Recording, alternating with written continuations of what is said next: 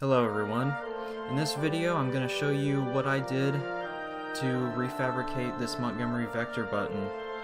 Everything that I used to build this was made with my 3D printer, and every part of it was designed in my CAD.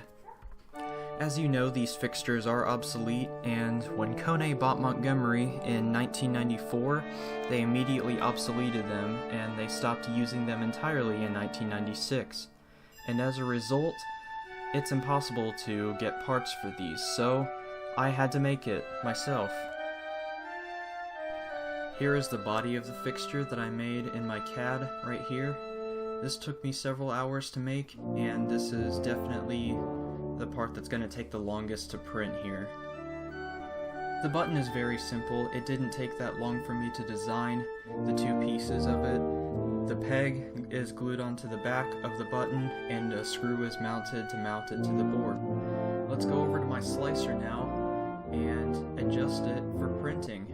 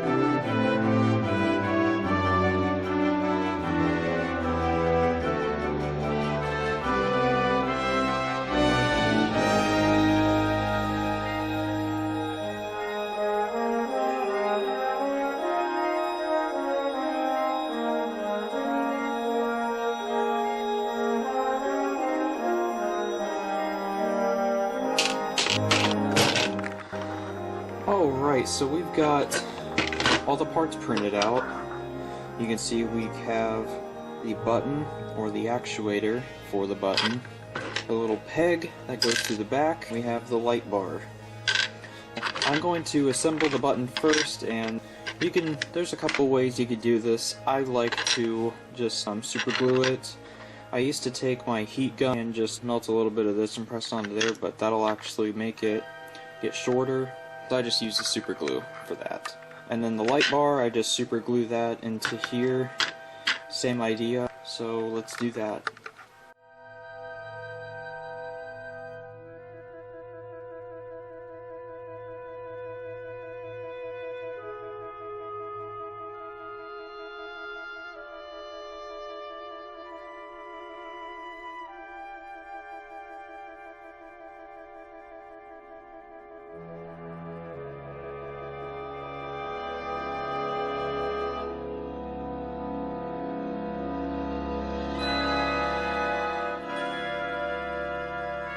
Alrighty y'all, so we got those two parts glued together.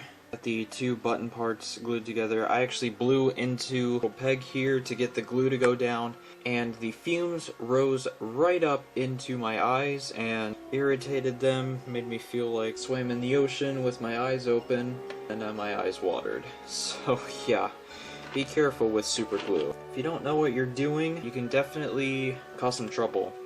It'll bond your skin in a matter of seconds. So yeah, make sure you absolutely know what you're doing when you're using this stuff. So I'm gonna let these dry, and then I will come back tomorrow and let's see what we're going to have to do. Alrighty, so the glue has dried, and I went ahead and put this on here just to see what it'll look like. It's starting to come together. So taking a look at the back here, you can see where super glue is. If you've ever worked with super glue before, you know that it kind of leaves a white residue behind just from it drying. And I'm not sure why it does this, but it does.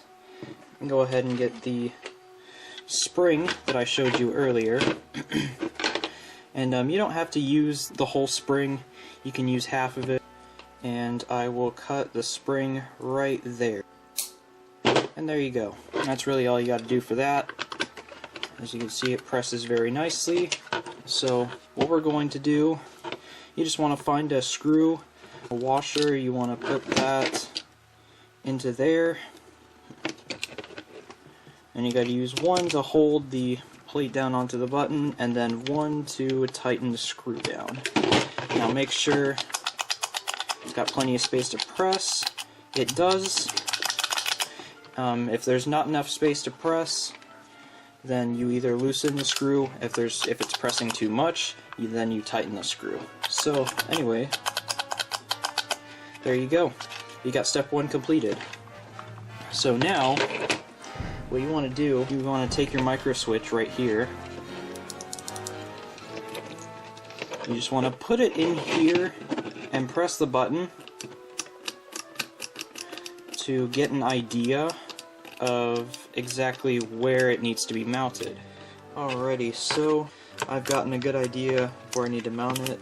So this is what it sounds like without it. This is what it sounds like with it. So right about there. So you're going to take your super glue once again and just glue it down. And you don't want to overdo it. You want just enough.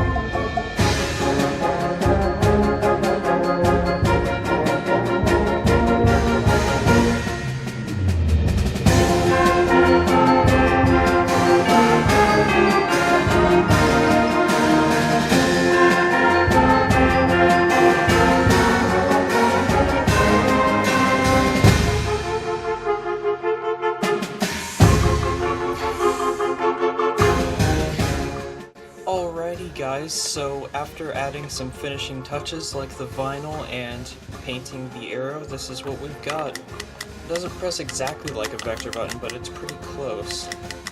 Maybe you look at the back here, that's what we got. Just the batteries and a micro switch with the LEDs and the resistor. And I also 3D printed the battery holder too. That means this project is complete.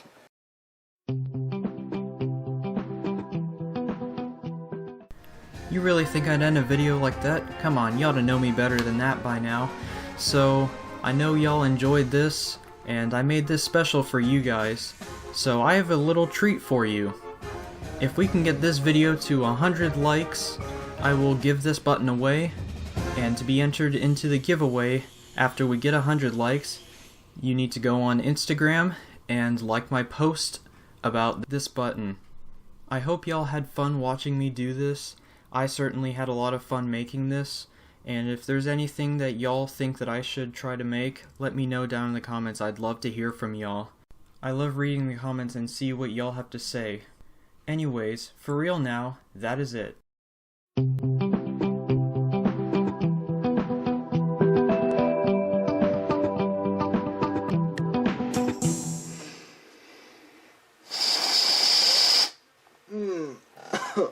Oh, damn it.